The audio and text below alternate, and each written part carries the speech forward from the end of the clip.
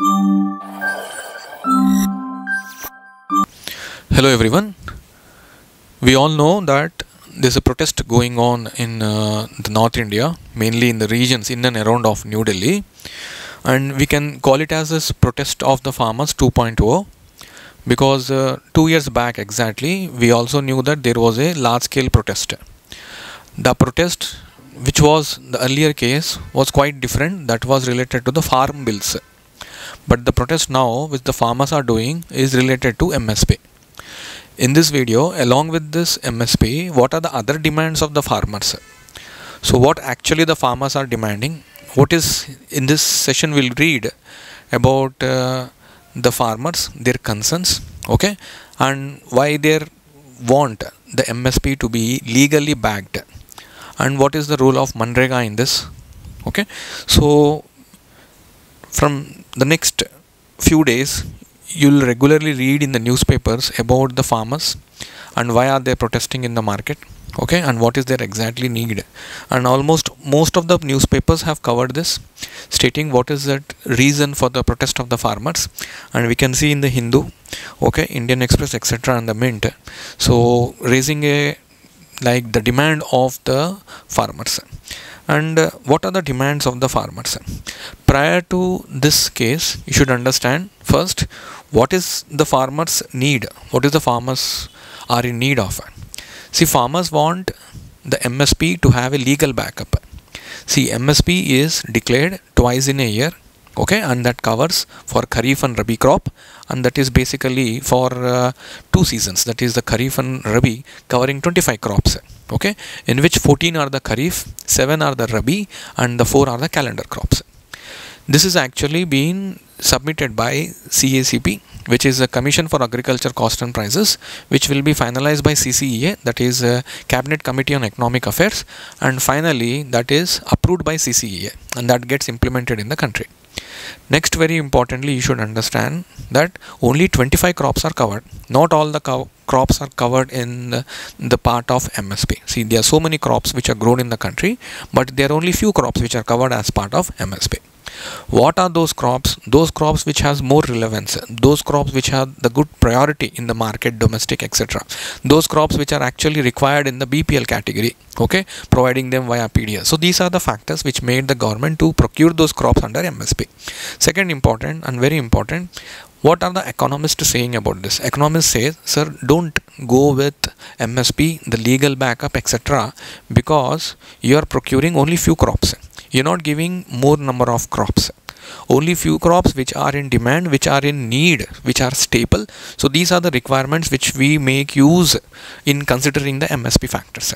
Second, importantly, what are the demands of the farmers? Farmers want MSP to have a legal backup, and they want the government to ensure, okay, and they want the farmers to be ensured with some security.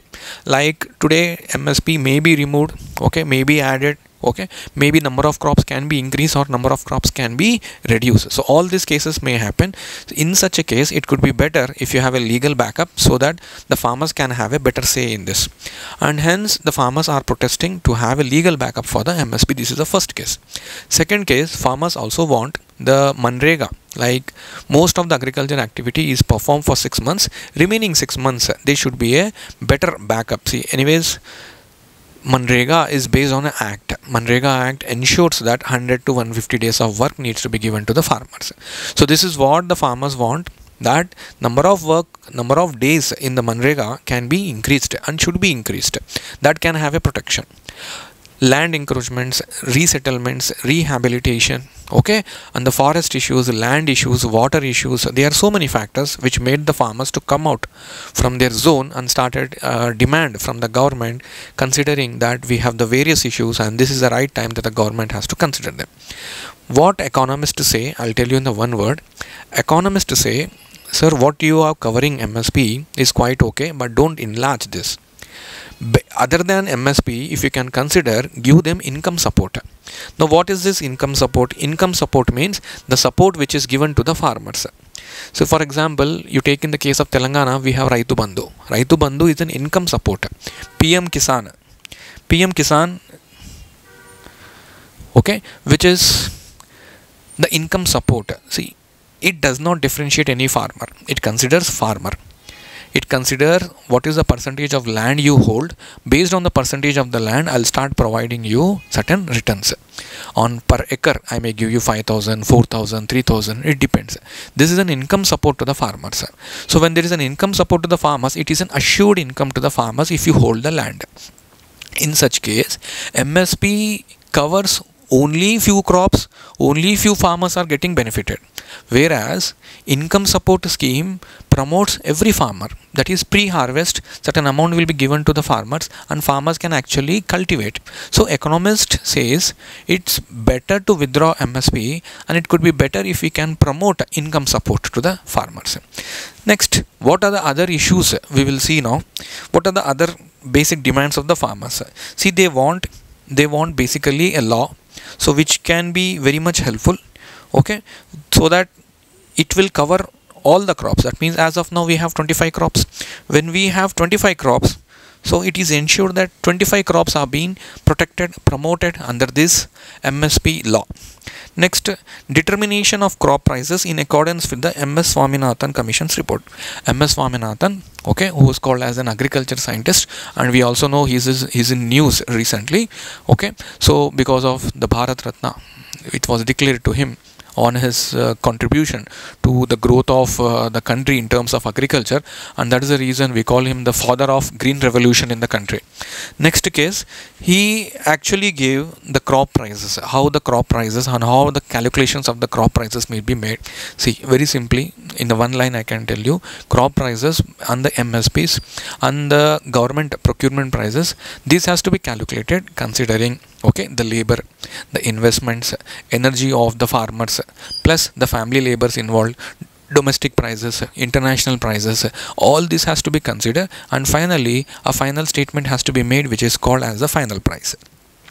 Full debt waiver for the farmers and the laborers, because so basically government also considers them as crop loans.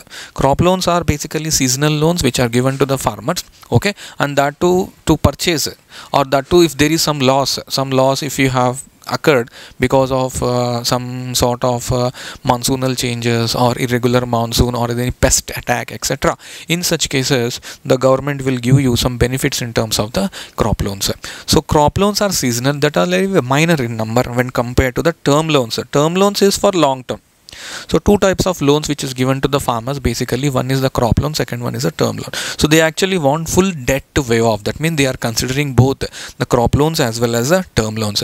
But sometimes even if the crop loans or term loans, only certain percent will be considered. Certain percentage is 30% I'll give waive off, 40% I'll be giving waive off. So in terms of a loss, the farmers are actually demanding that there should be a complete 100% waive off. Next, implementation of Land Acquisition Act with a provision for return consent from the farmers before acquisition and compensation at 4 times the collector rate. That means you have to give acquisition, you are going for acquisition. If you are going for acquisition, compensation has to be made.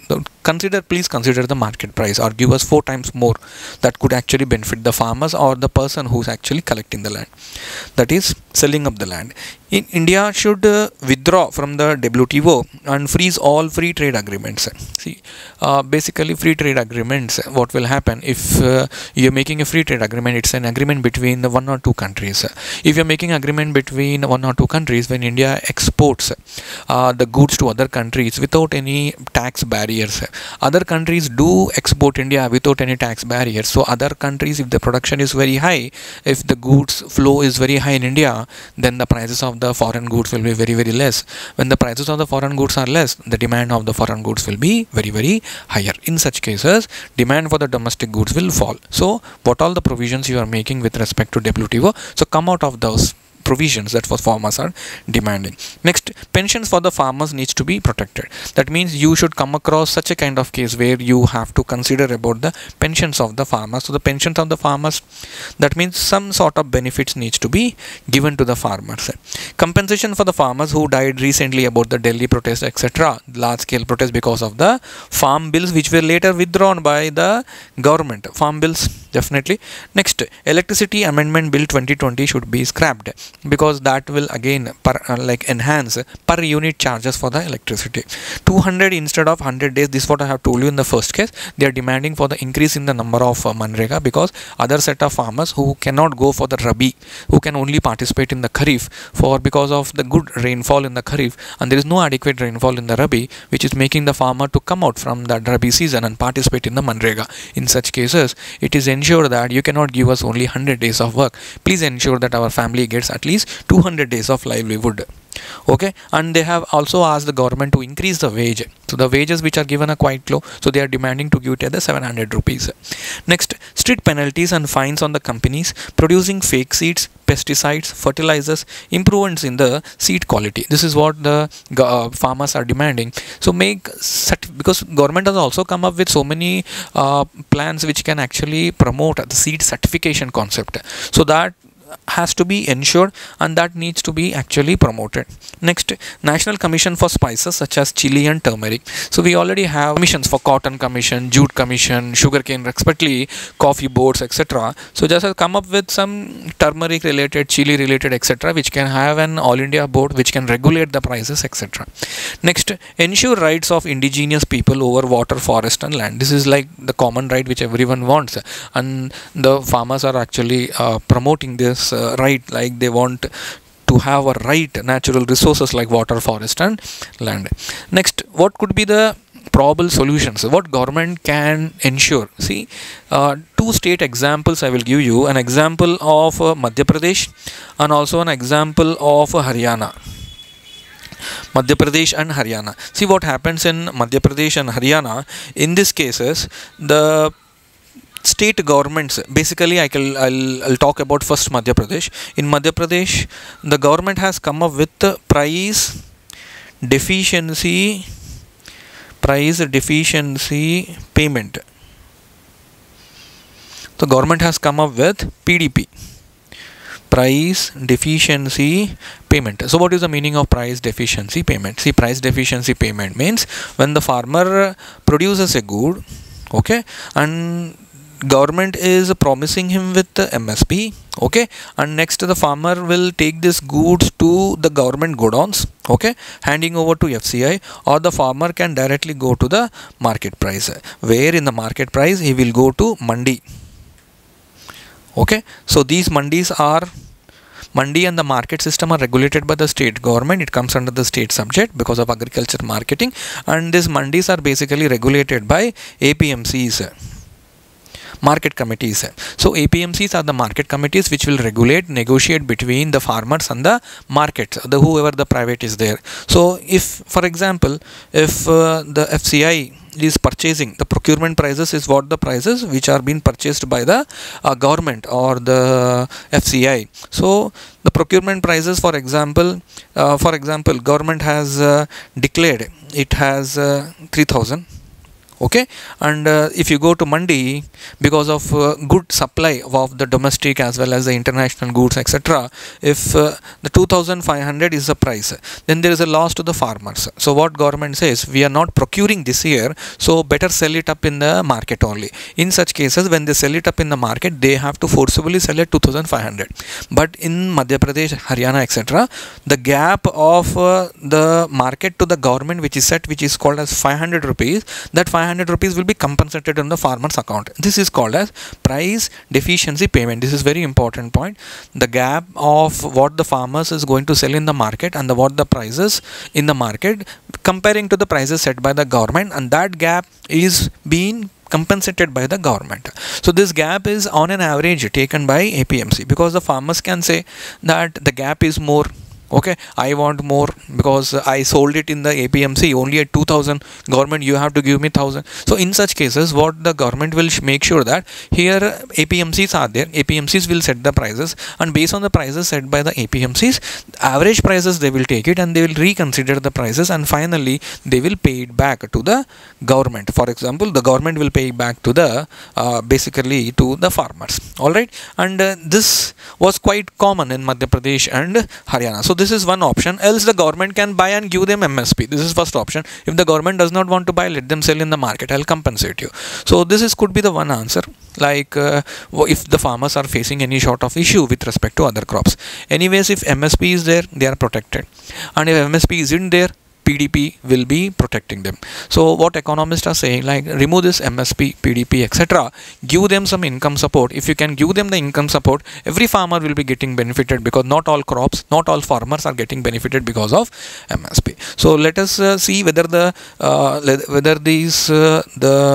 demands which have been made by the farmer will be accepted by the government or not. But I generally feel that out of all this, okay, the WTO regulation should be taken care by the government, plus pension for the farmers and farm laborers is very important, and the last very important, MGNREGA is quite important in this, what the farmers had put forward. And I support one side, MSP is quite good for the farmers. Other side, if it is not, farmers are not getting benefited with respect to MSP. Such kind of farmers, government should take a step and should promote with the income support, additional income support, because they are not insured of anything. That could actually benefit these other farmers whose MSP crops are not covered, okay, under any sort of benefit. All right, let us see. And MGNREGA is one important point which the government has to reconsider. So let us see how are these demands which can be accepted in the future, and what comes with from the government we have to look and watch. But always remember, farmers are our background, farmers are our backbone, agriculture is our backbone. So what the farmers are producing at the back end, which makes us happy at the front end. So we are living here happily, eating 3 times of food, it's only because of the farmers. So farmers are attached to us directly and indirectly. So protecting the interest of the farmers is everyone's responsibility. Okay, thank you.